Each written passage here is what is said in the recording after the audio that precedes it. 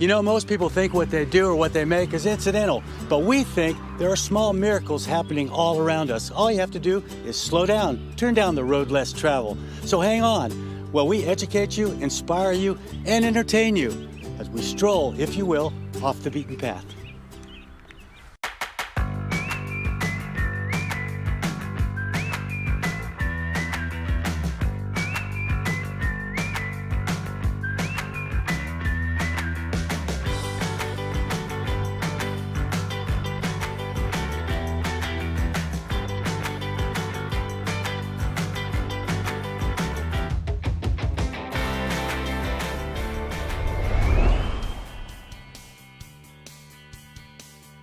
You'll never know where we're going to end up off the beaten path, and tonight's episode is one spectacular. We're in the Potomac Highlands, the Nelson Rocks of West Virginia, and I'm joined by David Huber. He's the Director of Activities at Camp Horizons in Harrisonburg, Virginia. David, how did you end up here in the wilderness here? So I'd worked in outdoor recreation for several years and met John Hall, who is the owner of Endless Horizons, our parent company. Saw an opportunity at Nelson Rocks and haven't looked back since. What is the history of this location? First, explain to what this is, where we are. It's quite unique, everybody. This is really fantastic. It is. So we are off the beaten path. So major landmarks would be Harrisonburg, Virginia, which is about an hour and 10 minutes straight east. We're in Pendleton County, West Virginia, and we're in the North Fork Valley. Folks have been climbing in the North Fork Valley for 50, 60 years. It came to be of a known location during World War II. The 10th Mountain Division came to train on not only these rocks, but the rocks up and down the North Fork Valley, Seneca rocks, and I'm sure they climbed at other locations. They were training in preparation to going to Italy. The route Via Ferrata is Italian for Iron Road or Iron Way. It was a route developed to traverse mountains in Italy leading up to World War II, and our forces wanted to train in a similar environment. Since then, they've been sport climbing and trad climbing in this valley ever since. Nelson Rocks is unique in that it is on private property. So we have unlimited access to not only one, how we can develop it, but two, just accessibility for our guests. We can reserve times and cater to individual needs a little easier. And your company is based on the environmental theory that everything ought to be preserved, even more extremely so than the National Park System. We are. I'm part of Nelson Rocks. Our parent company, Endless Horizons, we have a big focus on outdoor recreation. So we operate this outdoor adventure facility located here in West Virginia, and then we operate a summer camp and an outdoor learning center as well in Harrisonburg. Well, what can a guy expect when he comes and hike down this trail and get to these cables? I think number one, people can expect to push their limits. It is extremely safe, but we are at extreme heights. You know, behind us is a bridge that spans a little over 150 feet. We're several hundred feet off of the ground. So you're definitely going to challenge yourself from getting outside the box to some degree. And it's also a great opportunity to get exposed to some of that feeling and exposure that if you had an interest in going into rock climbing on a more long-term basis. What's it about this that keeps you here? You know, I think it's, if you get exposed to this area, I think and you're into the outdoors, it's someplace that you can come back to for the rest of your life. You can do more high adventure things such as the Via. I have young children, they can climb on the climbing wall. My 6-year-old was top roping here last year. So I think this valley offers a wide array of attractions, from guided caving just up the valley to top end trad climbing at Seneca Rocks. So I think from fishing to climbing to the outdoors, this region has a lot to offer, and it's very accessible. And you have an outstanding safety record here. We do, and you know, we focus a lot on training, and the staff out with us today, you know, are some of the top climbers that we have. Not only do they work here, but they guide, you know, at Seneca as well. Having experienced climbing for a number of years, I'm talking about decades, I was really impressed with the details that they put us through just to put on these harnesses and get prepared, instruct how to use the cables, to always have one clipped on, for example, at all times. That's key. I mean, there is a part, you know, every tour that we do on the Via is guided, but there is some responsibility on the participants to make sure that if the only thing a participant will do is keep both clips on, they're going to be okay and have a great experience. And you just heard it from an expert. So ladies and gentlemen and kids, if you want to come out and have some fun, it is really fun, but you do have to pay attention because it's not a video game. The wonderful thing about coming out to Nelson Rocks and Via Ferrata is the excellent help you have, and that's hard to find out here in the mountains. But this young man right here is an experienced rock climber. I don't know how long he's been out here, but let's ask him. This is Garrett Height, and you're obviously an instructor. You've got all the gear here. I'm going to ask you all about this in a minute, but how did you find this place? I found this place through actually a college course, but ended up down here in this beautiful North Fork Valley, just as Dave was telling us, through a lot of the alumni from that college. Right. So where did you learn to climb, Garrett? Right down in Seneca, locally. And how long ago was that? That was 5 seasons ago now. So you've been up and down the Via Ferrata how many times? Well, if you count 100 times a season, probably around 500 times. I'm confident. How about you guys? I think so. Show us the beginnings, basics, from A to B. We're on this huge cable. It goes around the corner here, and all of this. So explain to this, Garrett. Go ahead and explain this. Basics are here, as long as you always have at least one of these clip things, what we call carabiners, attached to our cable. You are considered safe. Most of the time you have 2. And other than... Can you see how far down that is? Other than transferring those carabiners from section to cables, you are capable of climbing 3.5 miles along our Via Ferrata here, just one at a time. Very easy maneuvering there with those carabiners. Excuse me for interrupting. Yes. So we're on the climb, and we come up to a piece of protection. I bolt into the wall, for example, and I want to get by you. I take off one. Just one at a time. And then take off the next. Exactly. Like that. You got it. I'm secure. Now there's an additional big old carabiner. What's this for? If at any point during the climb you'd like to take a rest, you can. Show me how that works. That does look... Does with just a quarter turn there. That gate will open up its auto-locking carabiner, which adds some safety to our system here. But we have rungs that we will see in some of the other footage. You can totally clip this carabiner to those rungs, and it gives you a chance to take a no-hands rest while you're climbing. Oh, great. You hear that, kids, ladies and gentlemen? So you can rest out there on the sheer cliff, which is kind of neat if you have a camera. Exactly. Or you want to take a break for a snack. Drink of water, snack, cameras, all of it. What's the most asked question from kids, let's say? Younger people. You have to be 13, is that right? Yes, you do. So give me the shot. What do they usually ask? When do they get scared? Tell us the whole story. We've got a couple of spots on the rocks here that people tend to get a little extra nervous about, but it's really just comes from all the exposed views we offer here. You know, even though you might not be a professional rock climber, the VIA system here and the cable system that we have allows you to get into those same positions that rock climbers are capable of.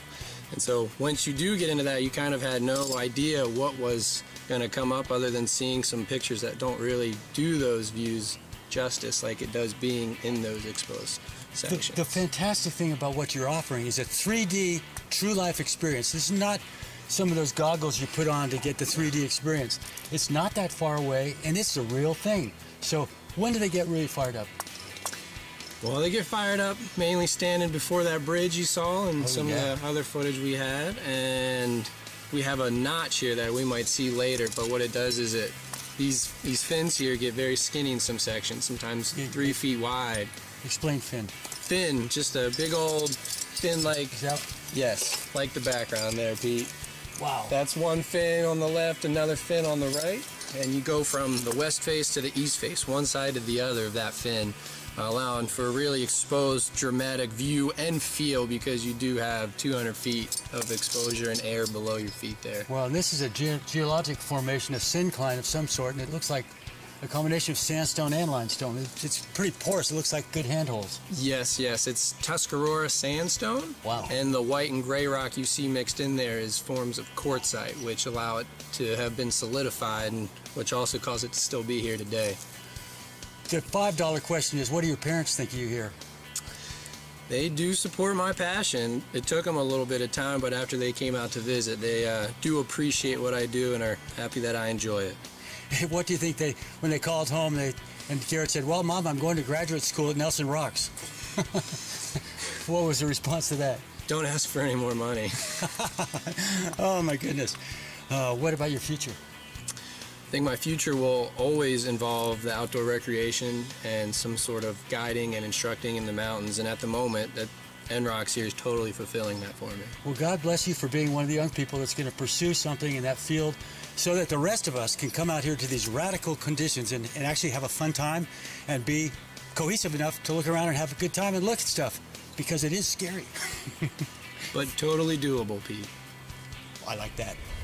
And perhaps most importantly, out here on the mountain, we've got a guy besides David and Brian and Garrett, is Brogan Orchid. And someone's got to keep all the strings together and get everything organized. So Brogan, tell us what your role is out here. Yeah, so I'm the operations manager. Luckily, I get to guide every so often. I get the enjoyment of that, but I also try to handle the behind the scenes, the office, the reservations, the booking, making sure our guides get paid, and Important. the important things that most people don't get to see. Well, now I asked Garrett this. I'm going to ask you, what do your parents think you working out here? They're all about it. They're very supportive. It's been great for them. They, as long as I can put a roof over my head and pay my bills, they're And all I right wasn't with it. talking about having a tent over you. Do you have a cabin out here or something? No, fortunately, I'm one of the few people that actually live on the grounds here, so I can sort of always oversee things, and there's always someone here in case of emergencies or if someone just needs point of contact. There's a lot of adventure experiences out here, the Via Ferrata going all over these mountains and everything, but in addition to that, you have one of these most fun, exciting things, the zip line. You call it a canopy tour or something like that? Yeah, we call it the North Fork Canopy Tour. It is a great experience. It's something for if climbing isn't quite your thing or you're a little bit afraid of heights and stuff like that. The Canopy Tour is another great activity that you can do. So part of your family can come out and do the Via, the other part can do the Canopy Tour. We have 12 zip lines, 3 sky bridges, and you actually rappel off of the final tree platform to get back onto the ground. So there's a lot of different components, more so than some of the other zip lines you'll see in other areas. What's the longest and highest section? So we've got one we call Judy 6, and it is the longest. It's a little over 700 feet, and that's the only one you actually land on the ground again. All the other ones you're actually zipping from tree platform to tree platform. Wow. So you're in the canopy the whole time. What are the requirements to participate? There's no age requirements. There's just some weight requirements. You have to be at least 70 pounds and no greater than 250, and that's just to sort of ensure that people make it all the way up to the tree platform. And Weight-wise? Yep. And the fear factor? I would say it's low. From 0 to 10? It's a good thrill. So I'd put it at about a 6. Oh, okay. 5, 6, yeah. So piece of cake, kids and ladies. Yep. A lot of fun for all ages. It's something you can actually control your own speed. You're responsible for your braking. So if you want to just let at it and just whiz down the zip line, you're more than welcome to, or you can do a little bit more of a controlled. Now, being the assistant director, I would say how you operate everything here, in addition to just coming for the day, you can actually stay here overnight. You have separate facilities for that, and you've got a lodge and that sort of thing. Tell me about the facility. Yes, certainly. That's the great thing about us here is we can be a day trip for you, but we can also be a really good weekend escape as well. We've got some pretty rustic cabins that we have. They sleep anywhere between 1 and 6 people. There's no electricity, but we have a good bathhouse for you, so you can get a hot shower, have access to a restroom like that. And then we also have some guest rooms, which are located right above our main welcome center, and those sleep with 3 to 4 people, and they've got a full bathroom, air conditioning. They're a little nicer for someone that's not looking to rough it. And then we also have some pretty basic tent sites that you can just go pitch your tent for pretty cheap every night, and wow. That's your option as well. Where do you eat meals? Do you have to bring your own food, or is there a restaurant or a lodge? Yeah, so the one restaurant we always recommend for people is the Gateway. It's definitely the closest option. It's about 1.5 miles down the road. We don't have any food on our property here, so you would have to bring your own things for that, but we do have some grills and charcoal grills, fire pits, and things like that, so you're definitely more than welcome to cook your meals here if you choose to. Sounds fantastic to me. Zip And there as you well. heard it all right here off the beaten path, not that far from any major locality if you want to drive out for 1.5 hours, but certainly a spectacular experience for everybody. It is beautiful out there at NROCC's in Pendleton County, not too far away. Great place to visit, great place to climb. All of our national parks and national monuments around the nation are just beautiful. And when we go there, we want them to appear pristine and natural as though we've never been there. We're going to look at 7 different principles that if we employ them all, will look as though we have left no trace behind. That's what we want, right? Hey, what about the environment? We've got to protect it as well. For example, if you come up on a campground and it looks like 1,000 people have already been there, it's not real wilderness, is it? So, we have a principle, leave no trace. And I'm joined by Vince once again. Let's talk a little bit about leave no trace. And you actually have those holes for this clipboard, and this isn't a bad idea either. Before you go on your trip, to have a clipboard, have a list here. There's 7 principles, and of course the very first one is plan ahead and prepare. Vince, take us away. Let's look at some of the things that we can do to protect the environment from ourselves. Absolutely, Pete. So planning ahead, you want to bring the right gear for yourself, but also for the environment. If you're going to be camping out, you're going to have food, you want to bring a trash bag and take the food out with you, not leaving it behind. Good point. Planning ahead also means knowing where you're going to camp ahead of time, so that you're not trying to establish a new campsite. You already know where you're going to camp because it's an established campsite. We're talking about being prepared, and we're joined by your friend Mark, who's actually embarking on a great adventure, and it is, introduce Mark, come on over here. Mark. Yeah, that's right. I got to meet Mark Bennett through Walkabout Outfitter. And Mark, what are you up to? Oh, I just retired and have the opportunity and gonna take the 2,200 mile trek. Beginning right here in Virginia. No, Or in Georgia. You're going to go down to Georgia and hike north, Yes. and that will take him all the way up to Mount Katahdin in Maine. So in that process, a lot of planning has gone into this. Correct. Yes. So let's take it back to Vince. So the next step on here, travel and camp on durable surfaces. Sure, so Mark's going to be planning ahead. He's got all the right gear, and now he wants to get a guidebook so he actually knows where the Appalachian Trail is, following those blazes and hiking on the path. Staying on the path is critical because if you're off trail, you end up wearing down and causing more erosion, and more just unsightly issues related to the trail. Now we've gotten ourselves a sort of a mock. We set up a campground to look at some of the extensive equipment that's available today to enhance your experience, but also to protect the environment from all the things that we do when we camp along the way on the hike. Let's take a look at some of this equipment. This is spectacular. Look at some of these things. Absolutely. So a lot of these outdoor companies, they realize that Leave No Trace is critical to them too, because if we all are out there and the trail is becoming more and more worn down, we're not going to want to go use that gear. We're not going to want to go have that enjoyable experience.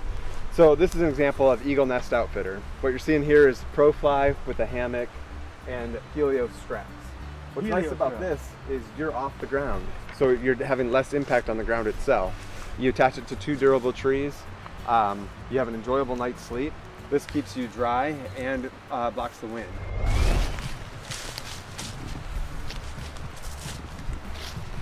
Now look at this. This is a single family dwelling, right? We'll talk to Mark. Mark, That's Mark's house. Hey, Mark, this. Yep. It closes up right here to help you get protection from the wind and the rain. Just one-man tent. One-man tent. Let's see. Yeah, I like one of these things on here, Vince. It says, protect the wildlife. Huh. They're going to protect the wildlife from me, right?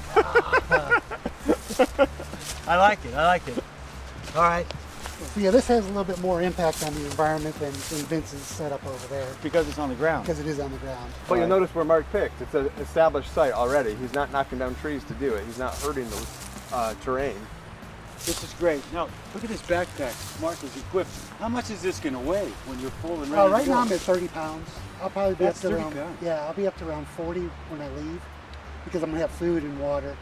How much water do you carry in that thing? Well, from I'm hearing from Vince is there's gonna be stops along the way where I can get water. I've got a filtration system over here. We just fill up the top bag. It goes Let's go over and look at that. It goes through the filter. Wait. Start from the beginning. Go down to the river, which is right behind us. Around the river, fill this up, and then it flows through this filter, and then I get clean water at the bottom. Fantastic. How long did that take? That only took about maybe a minute to 2 minutes to fill up. Yeah. And this is high alkaline, low alkaline, or just perfect? Just perfect. Just regular water, drinking water. Spectacular. And over here, let's say you've cooked your dinner. We're going to look at the stove here real quick. You cooked your supper. Let's go through the process here. We've got some interesting things here. Not only do you cook your supper, let's come over here so you can point out to everybody out there. Now this, you go down to the river over here. This is actually a bucket filled with water, and this is actually the kitchen sink. No kidding. You can wash your dishes in that thing after you cook. And here's the stove. Let's go through the process here. You go down to the river, and then what? You get your water. So clearly this is endorsed by Leave No Trace. Reason being is you do not want to wash your dirty dishes in the creek, in the river, in the spring. You want to scoop it up. Very simple to do. Take it at least 100 yards from the water source. And that's where you're gonna do your dishes, inside the kitchen sink. So you're just cleaning it, setting it aside. Now watch this, girls. Taking it, and then you can pour it out away from the water source. That way you are not polluting the water. The next person that's trying to get water like Mark did to filter isn't getting your food sediment, and everybody's happy. Excellent. Now, The bucket's cool because same thing, you're gonna wanna drink water, you're gonna wanna wash with water. This allows you to pour really easy. so if you had to, you could actually take Mark's filtration system, hang it up someplace, and then have a continuous flow just going back and forth to the river, grabbing some more water. Most definitely, that's a great system for a group setting, it's a great system for an individual. It's easy, you don't have to pump, you just hook it up. All right, what's some of this other paraphernalia? All right, you don't wanna drink any water without treating it. So this is called the Sterapen. This treats your water with UV light. You're gonna dry off the rim. So I'm gonna do 1 liter of water. So I'm gonna hit the button once, put it in.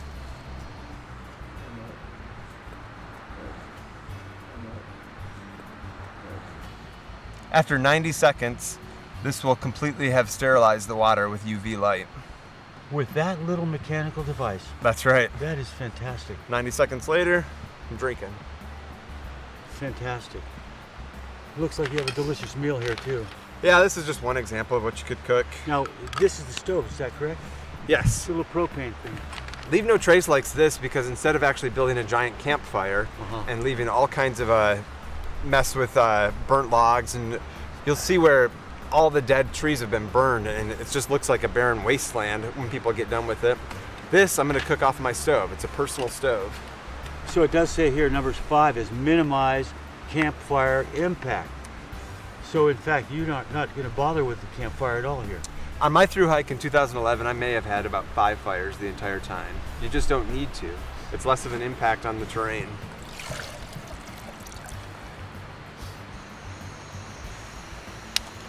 No match to light that?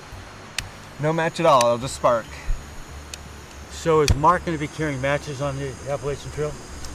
He'll have a lighter of some sort just in case. But in no time at all, this will be hot. Is that insulation cloth? It is insulation, so I can be holding it while it's cooking. Oh, no kidding. Yep. Wow. It's also a coffee press too. Yep. Keeps me nice and warm. Wow, what a neat tool. How much does this weigh? Altogether, you're looking at less than a pound. So you would have to have a number of these to make the trail. But every week, you're getting into a new town, and you'll just go into that outfitter and pick up a new fuel can.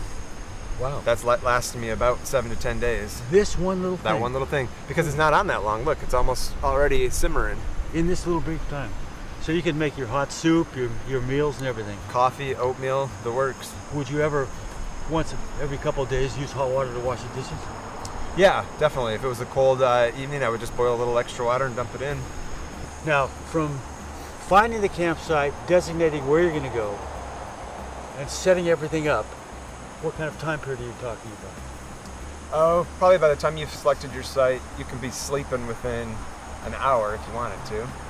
But the idea is you're gonna camp, you're gonna cook, and you're gonna store your food in like a triangle formula. So that way you're minimizing the potential of animals smelling your scent, smelling your food. My friend, the black bears and the brown bears. That's right. You gotta avoid how you interact with animals as well. So once I'm done, all of this is going into my bear bag, and then I'm hanging my bear bag up in the tree away from my campsite. Well, half the problem, not half the problem, half the thing about being out here is, I would assume, taking your time and enjoying the wilderness, especially if it's nice outside, and taking it all in, perhaps keeping a journal like Henry David Thoreau or Ralph Waldo Emerson. You're the modern Emerson, right? You keep a track. I will not claim that, but yes, I did take a journal. And there's Thoreau Spring on Katahdin. As you're hiking, there's a spring named after him on Mount Katahdin. Wow. I wonder if Mark plans on contemplating all the things around the environment when he's on his trip. Well, the thing about it is, the more you spend out here, the more appreciation you have for it. Then it's the more apt you're going to do Leave No Trace, whether you're completely versed in all 7 principles or not. You just have an appreciation and you know to take care of it. Well, we've seen it all. We've had a great day hiking. We've got everything set up, cooked a great meal, very, very good.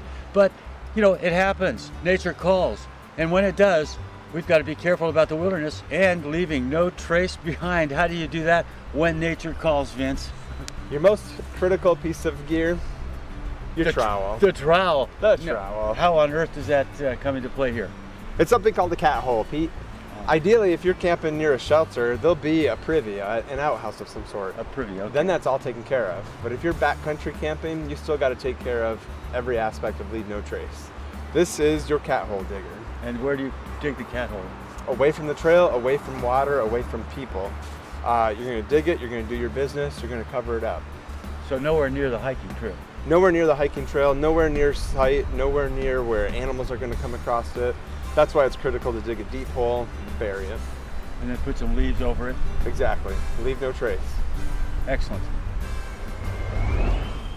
Well, that about wraps it up. Now you know how to leave no trace behind. And we're just hanging out here in the woods, having a great time with Mark and Vince. And they're about to head someplace very far off the beaten path. Happy trails.